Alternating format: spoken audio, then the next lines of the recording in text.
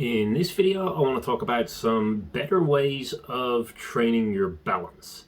So most of us at some point in our lives, even if it wasn't since we were very, very young, have tried working on our balance, have tried training our balance, have tried just balancing for a long time.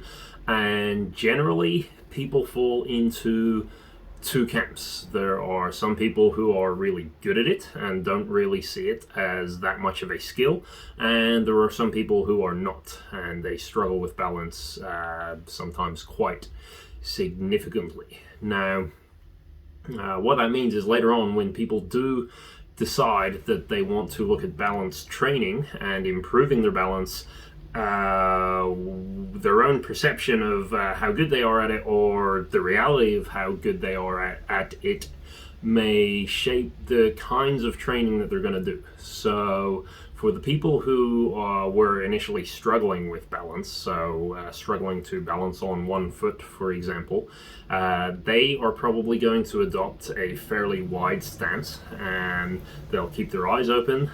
They'll maybe use their arms, use their limbs, and they'll just start getting their body used to correcting all of the swaying and the falling and all of the motion, and gradually they're going to progress this to make it harder and harder. So they'll make the stance narrower, maybe they'll put one foot in front of the other, maybe they'll take it to 1 foot, and maybe even if they start to get really good at it after all of that training, they might start to close their eyes. So the whole time they're working on stabilizing their body and just getting used to their body stabilizing itself, while they make the balance point they have on the floor get smaller and smaller. Now, that's a pretty good way to train your balance. What's going on when we are balancing is our inner ear and our eyes are trying to build a picture of which way up our head is. So our eyes look for a flat horizon, and our inner ear measure any small movements and rotations that are happening, and then they'll send messages to our body to correct any falling, any motion that's going on. And pretty much starting from a wide base of support gives the inner ear a little bit more time to react in whatever direction it's falling, and as it gets better and better, as it learns to cope, making it harder, making that base of support narrower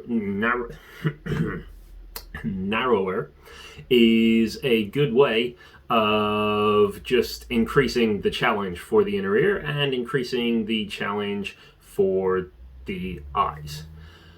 What's interesting is what happens once people feel like their balance has got fairly good, once they feel quite accomplished, we start looking at challenging our balance in a very different way. And the big problem with the way that we look at this, in my view, is that we always look, rather than the inner ear and the eyes, in most movement training, we always look to what's going on in the body and how can we make the body work harder. For balance, I really think it's not the body that should be working harder. It should be the inner ear. It should be, in some cases, the eyes. And the way most people will look at training their balance to make it harder is to put themselves on an unstable surface. So the goal of their head is still the same. They want to keep their head nice and still, and they put themselves on a Bosu ball or a balance board or a tightrope or a slack line, and suddenly their ankle is having to do lots of little adjustments all the time really, really fast, or the ground is swinging or rotating or rocking underneath them, and so they have to measure this movement and make the adjustments really, really fast. Now, I'm not saying this is a bad way to train. I think this is really good, but not necessarily for training your balance. This kind of training, I believe, is much better for your proprioceptive system, so training your joints' ability to notice when movements are happening. But if we think about our balance, actually, that's not what it's supposed to measure at all. Once we feel like we are able to hold a nice, strong, and stable position standing upright, the inner ear and the eyes have kind of grasped everything that they need to grasp in terms of what to do with the spine, what to do with the body.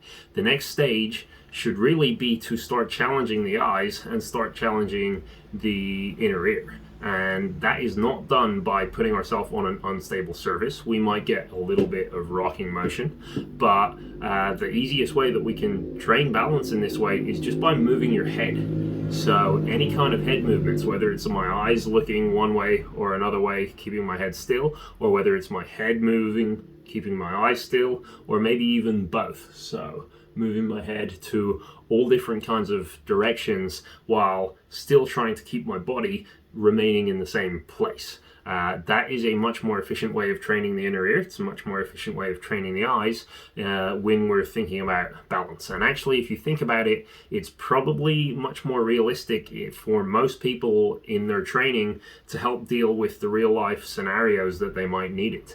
We don't spend that much time on unstable surfaces. Maybe people who live in really cold climates where they're frequently walking on ice and things like that, where the ground might feel it's moving from under us, or people who spend a lot of time on the water or boats.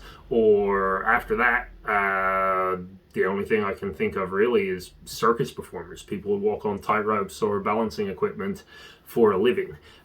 Those are the only times really where we see the surface move from underneath us and have to make very, very quick corrections. What's more likely, however, is we're moving in one direction or we're standing up and things are drawing our attention to them, and we're having to move our head, or we're having to move our eyes, or we're having to use just more of our conscious thought than we're used to focus on different tasks that involve paying attention to lots of different things in lots of different directions. So not only is this more accurate type of training for training the balance systems, it's probably also more accurate for real life.